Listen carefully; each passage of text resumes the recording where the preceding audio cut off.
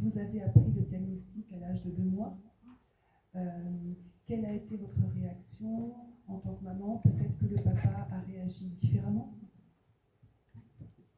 Donc oui, alors en fait quand Elisa est née, on est rentré une semaine à la maison et on n'a pas pu rester plus longtemps parce qu'en fait c'était les premiers symptômes de la maladie, mais on ne savait pas que c'était de cette maladie-là dont il s'agissait. Donc elle a dû retourner, on l'a reconduite aux urgences pédiatriques après avoir passé une semaine à la maison.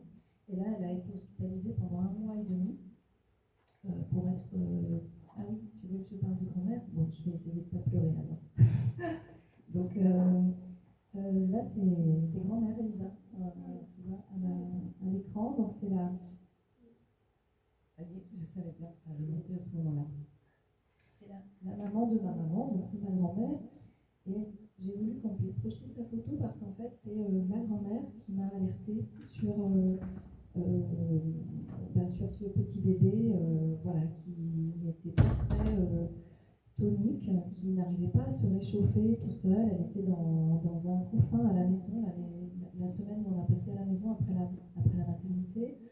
Et il fallait la couvrir, elle avait des lainages, un bonnet, on mettait une couverture, et malgré tout ça, la température corporelle, elle n'arrivait pas à être normale. Donc il y avait ça, bien sûr, un bébé qui n'arrivait pas à se réchauffer normalement, et puis le fait qu'elle ne réclame jamais le biberon. Il n'y avait pas de pleurs, pas de cris. Nous, on surveillait la pendule, et c'est nous qui allions la réveiller pour essayer de lui donner le biberon régulièrement. Chose qui est extrêmement difficile puisqu'il y a une absence de réflexe de succion, donc il fallait qu'on essaye on passait beaucoup de temps à essayer de te donner le biberon, et puis après on avait des petites seringues dans lesquelles on mettait le lait, et goutte à goutte, on essayait de l'alimenter comme ça. Et c'est vrai qu'un jour, un dimanche, j'avais eu ma grand-mère au téléphone qui prenait des nouvelles et qui m'a dit mais Marilyn, c'est pas possible ce que tu me racontes, c'est pas normal, il faut pas rester comme ça, c'est pas possible, un bébé qui réclame pas à boire. Voilà, donc c'est elle qui m'a alertée, qui m'a fait prendre la voiture et me rendre aux urgences pédiatriques. Donc c'est vrai qu'elle a forcément une place particulière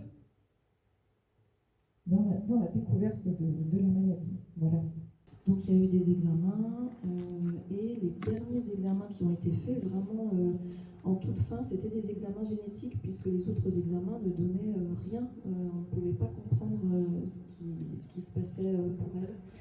Et voilà, donc les examens en génétique, on a eu les résultats quand elle avait 2 mois. Alors l'annonce a été très maladroite. C'était vraiment pas... voilà, il n'y a sans doute pas d'annonce idéale, mais quand même... c'est un interne qui m'a fait part des résultats du test en génétique alors que j'étais seule dans la chambre autour d'Elisa. Son papa n'était pas là à ce moment-là, il était au travail. Moi je pense que j'étais en congé de maternité toujours et lui était au travail. Donc c'était en fin de journée. Donc il m'a dit, ben voilà, Madame Goll, on a les résultats, donc c'est un syndrome de Prader-Willi. Donc, je ne savais pas du tout ce que c'était. Moi, une des premières questions que j'ai posées, c'était quelle est l'espérance de vie? Voilà, vraiment ma hantise, ma plus grande peur, c'était d'avoir un bébé et un enfant qui n'allait pas vivre longtemps. Et à partir du moment où il m'a dit qu'il n'y avait pas c'était pas un bébé qui allait vivre, ou un enfant qui allait vivre 5, 10 ans, il m'a dit qu'il y avait, l'espérance de vie était ordinaire en fait, tant que la santé est bien prise en charge. Ça a été mon premier soulagement. Donc je me suis raccrochée à ça en me disant que c'était pas un bébé que j'allais perdre, un enfant que j'allais perdre rapidement. Mais par contre, c'est moi qui ai dû rentrer l'annoncer à son papa le soir parce que j'allais pas attendre avec cette nouvelle qu'un médecin nous voit 1 ou 2 jours plus tard. Donc le chemin a été long et difficile dans la voiture. On habitait à 3/4 d'heure de l'hôpital, donc j'ai beaucoup pleuré dans la voiture. J'ai beaucoup pleuré et je me suis effondrée en arrivant à la maison. Et voilà, son papa me disait que ça l'a beaucoup marqué en fait, cette annonce. Il m'a écrit quelques mots avant que je vienne. Là, aujourd'hui, il est au travail. Il n'a pas pu se libérer. Il est enseignant EPS, Sinon, il serait avec nous aujourd'hui pour apporter son témoignage. Il est très très présent auprès d'Elisa toujours. Malgré notre séparation, on est resté très, très solidaires, voilà, très soudés, pour accompagner Elisa et Lan aussi. Et donc voilà, lui dit que ça l'a énormément marqué, cette annonce. Le fait de l'apprendre avec moi, de me voir effondrer évidemment, puisque c'était les premières heures après l'annonce, et qu'il s'est dit lui immédiatement que sa vie n'allait pas être celle qu'il avait imaginée, que forcément notre vie allait changer et qu'il allait devoir être un soutien pour sa fille, être un soutien pour sa femme. Voilà, ça a été difficile. Il a eu voilà,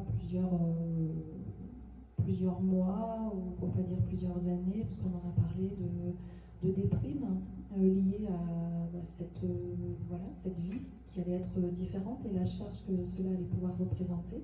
Bon, aujourd'hui, là, ça va mieux. Donc lui a accusé le coup, ça a été difficile pour lui et moi, évidemment, difficile sur le moment, mais très vite, j'ai plutôt senti qu'il allait falloir être forte et que Elisa, elle était arrivée au monde sans choisir cette maladie-là. Elle n'était pas responsable et qu'il allait, en tant que parent, falloir absolument tout donner pour essayer de lui faire la meilleure vie possible avec nous. Et donc c'est mon combat, voilà, depuis le 12 octobre 2000. Et voilà, moi c'est l'idée d'une combativité, quoi. Tout de suite, il faut relever ses manches. Le petit bébé, il mange pas tout seul. J'ai envie que je parle de ton poignet. Ouais, on va dire alors.